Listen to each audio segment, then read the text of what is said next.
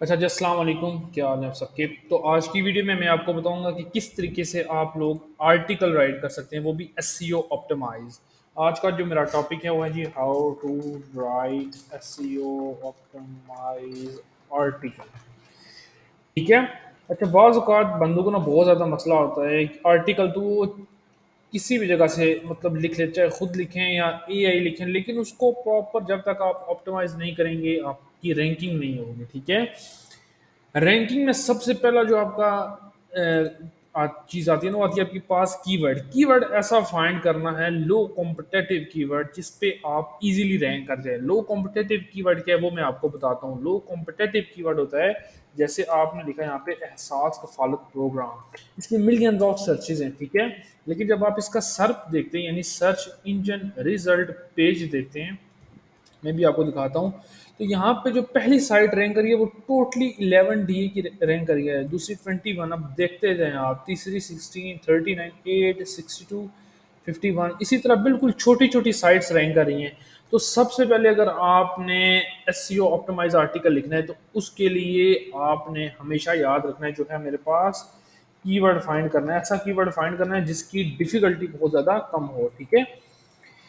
अच्छा, उसके बाद दूसरा जो पोर्शन आपके पास आता है वो सबसे पहले जब आप देखते हैं वो ये वाला टाइटल, इसको मेटा टाइटल बोलते हैं। ठीक है, इसको बोलते हैं मेटा टाइटल।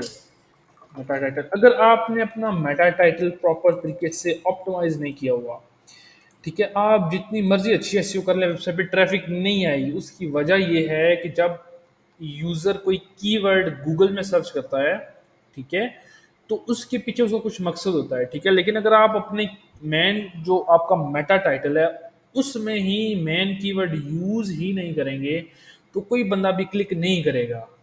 ठीक है।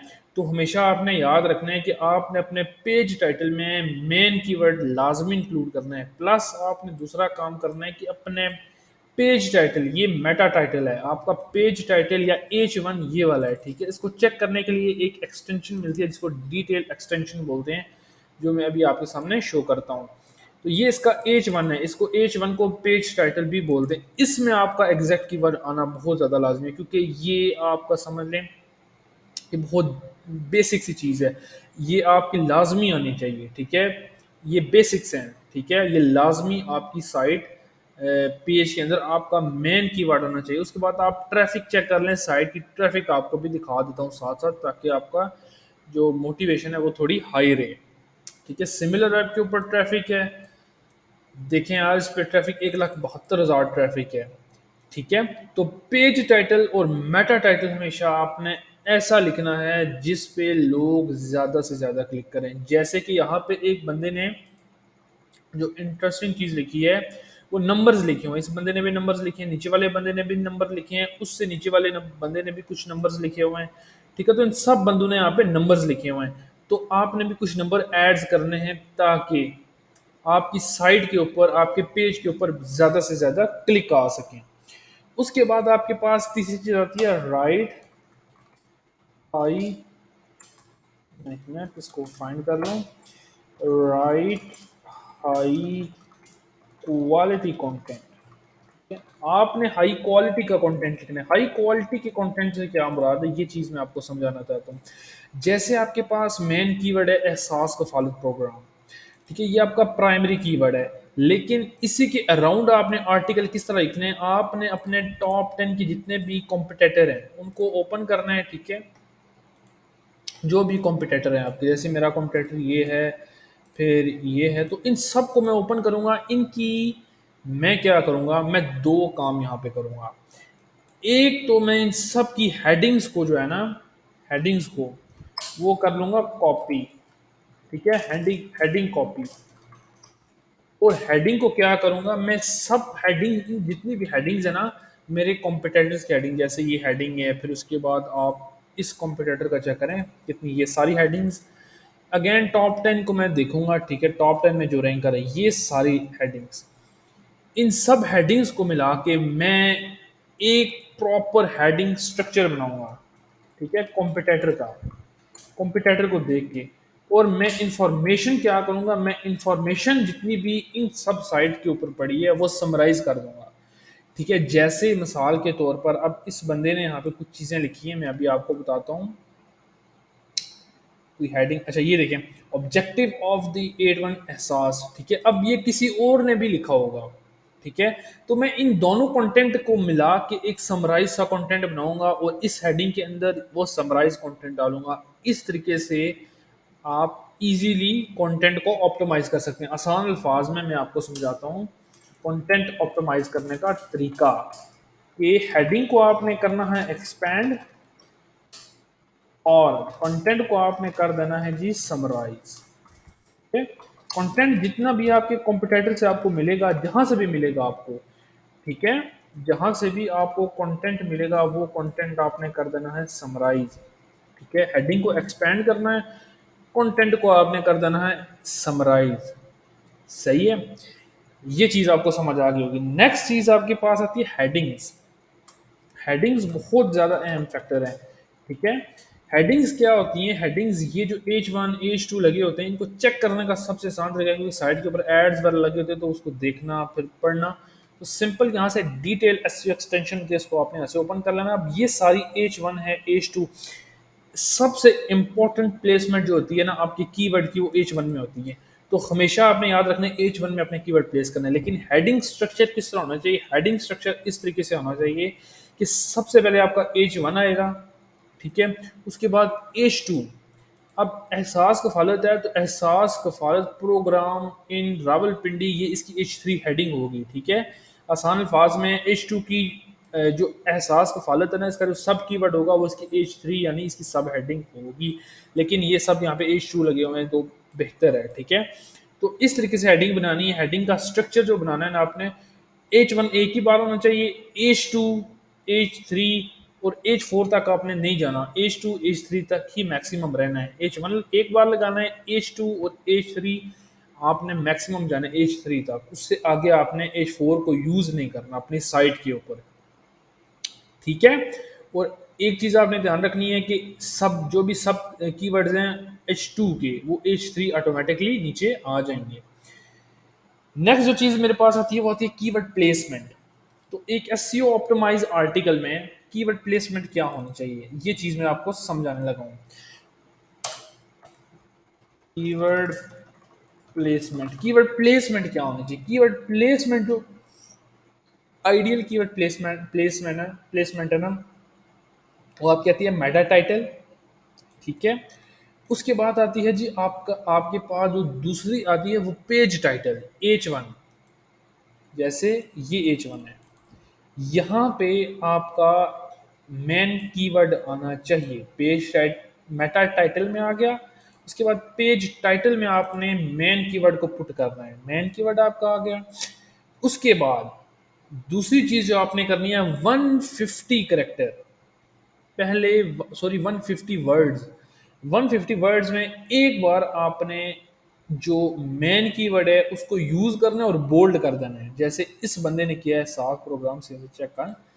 तो ये चीज़ आपने करनी है। उसके बाद दूसरा काम आपने करना है कीवर्ड प्लेसमेंट में, कि आपने एक सिनोनियम, सिनोनियम आसान अल्फाज में एक ही तरह के जो एक ही तरह का मतलब होता है मुख्तलिफ वर्ड्स का। ठीक है, आपने उसको सिनोनियम को यूज करना है H2 में, ठीक है, हेडिंग 2 में। उसके बाद आपने क्या करना है, आपने एक और बार कीवर्ड प्लेसमेंट करनी है जाके फुटर के ऊपर, एंड जहां पे आपका कंटेंट एंड हो रहा है। ठीक है, कंक्लूजन में आपने एक बार प्लेस करनी है। अच्छा एक चीज नोट कर लें कि ये जो डेंसिटी है कीवर्ड की, ये कम और ज्यादा होती रहती है, हर नीश में अलग होती है। जैसे कुछ जगहों पे कॉम्पिटेटर ने बहुत ज्यादा कीवर्ड स्टफिंग की होती है, वहां पे रैंकिंग के लिए आपको भी कीवर्ड स्टफिंग करनी पड़ेगी। विदाउट कीवर्ड स्टफिंग आप रैंक नहीं कर सकते। ठीक है, तो ये चीज आपने ध्यान में रखनी है। अच्छा उसके बाद कीवर्ड प्लेसमेंट 3-4 जगहों पे होनी है। और मेन आपका स्लग, ये जो स्लग है इसमें आपका मेन कीवर्ड लाजमी आना चाहिए, लाजमी लाजमी आना चाहिए। उसके बाद आपके पास आती है जी meta description. Meta meta description, ये जो चीज है ना मेटा डिस्क्रिप्शन, ये इतनी इम्पोर्टेंट नहीं है, क्यों? क्योंकि गूगल इसको रीराइट कर देता है। ये जो चीज़ होती है इसको बोलते हैं मेटा डिस्क्रिप्शन। गूगल इस चीज़ को रीराइट कर देता है हर जगह पे, मतलब अपनी मर्ज़ी से लिख लेता है। लेकिन इसमें कीवर्ड प्लेसमेंट की मतलब मुझे नहीं लगता ज़रूरत है, क्योंकि गूगल इसको रीराइट कर देता है।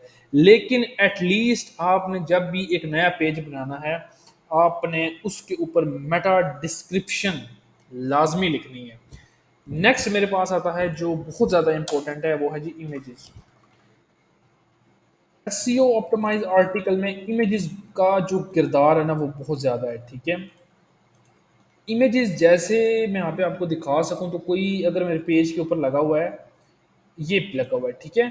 तो जब भी एक चीज़ आपने ध्यान रखनी है, दो तीन चीज़ें हैं। जब भी आपने इमेज अपलोड करनी है, वो किस फॉर्मेट में होगी? वो होगी आपकी वेब, यार वो डिलीट हो गया, लेकिन मैं ओपन कर लेता हूँ।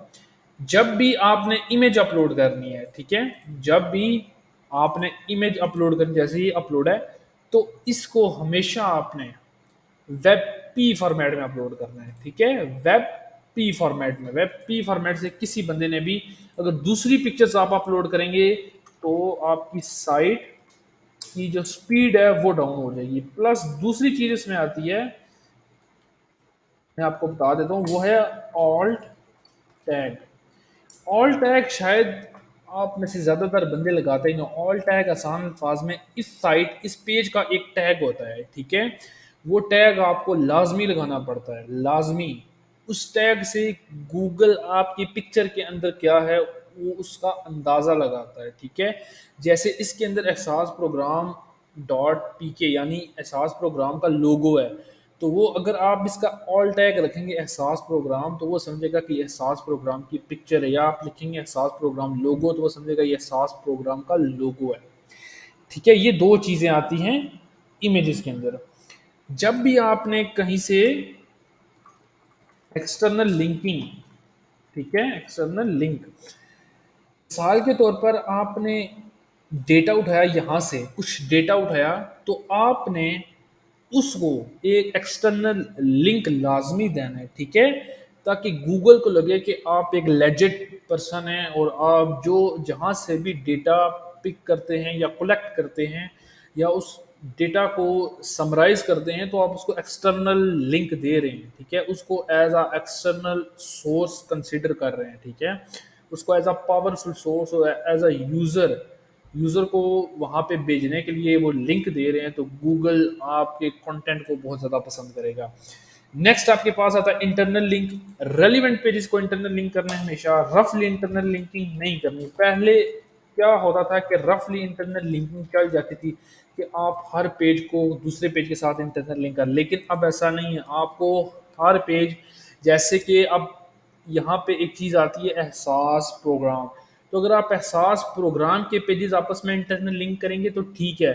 लेकिन अगर आप एहसास प्रोग्राम और किसी आसान अल्फाज में एहसास राशन प्रोग्राम और एहसास सेहत कफालत प्रोग्राम, इन दोनों को आपस में कनेक्ट करेंगे, तो ये कोई आपस में इनकी नहीं बनती। एक दोनों पेजेस बहुत ज़्यादा डिफरेंट है, ठीक है। तो आपने हमेशा एक जैसे पेजेस को आपस में इंटरनल लिंक करना है। जब भी आप फ़ॉन्ट यूज़ करें, फ़ॉन्ट बहुत ज़्यादा बड़े ना यूज़ करें, क्योंकि इसकी वजह से आपकी मोबाइल जो साइट है मोबाइल फ्रेंडली नहीं रहती, ठीक है। तो ये चीज़ आपने भी ध्यान रखना है, ठीक है। उसके बाद जब भी आपने आर्टिकल लिख दिया पूरा का पूरा, ठीक है, आपने क्या करना है उसको सोशल मीडिया पे शेयर करना है, ठीक है। सोशल मीडिया शेयरिंग, तो सोशल मीडिया पे शेयर उसको लाजमी करना है, ठीक है। ये भी एज अ आप समझ, सोशल मीडिया सिग्नल जाते हैं या सोशल सिग्नल भी इनको बोलते हैं। लास्ट में जो मेन सबसे इम्पोर्टेंट चीज़ है जो मैंने शुरू में बतानी थी, लेकिन मैं एंड पे आपको बता रहा हूँ, वो ये है यूआरएल ऑप्टिमाइजेशन, ठीक है। यूआरएल ऑप्टिमाइजेशन या स्लग ऑप्टिमाइजेशन हम इसको बोलते हैं, ठीक है। आसान अल्फाज में स्लग। स्लग ऑप्टिमाइजेशन से क्या मुराद है? सिंपल रखना है इसको, कि आपने अपने पेज के यूआरएल में, अपने पेज के यूआरएल में हमेशा मेन कीवर्ड को यूज कर देना है। जैसे इस बंदे ने यूज किया एहसास कफालत प्रोग्राम, दैट्स इट, ठीक है। आपने भी यूज करना है इसी तरह। ठीक है? तो इस तरीके से आप एसईओ ऑप्टिमाइज़ आर्टिकल लिख सकते हैं। अगर आपको मेरी वीडियो में कोई भी इन्फॉर्मेशन या आप कोई हेल्प मिली हो तो चैनल को सब्सक्राइब भी कर सकते हैं। आप मुझे फ़ेसबुक पर भी रीच आउट कर सकते हैं, इंस्टाग्राम और टिकटॉक पर भी। अगर आपकी मज़ीद कोई क्यूरी है तो वो भी हम आपकी सॉल्व कर देंगे। Thank you.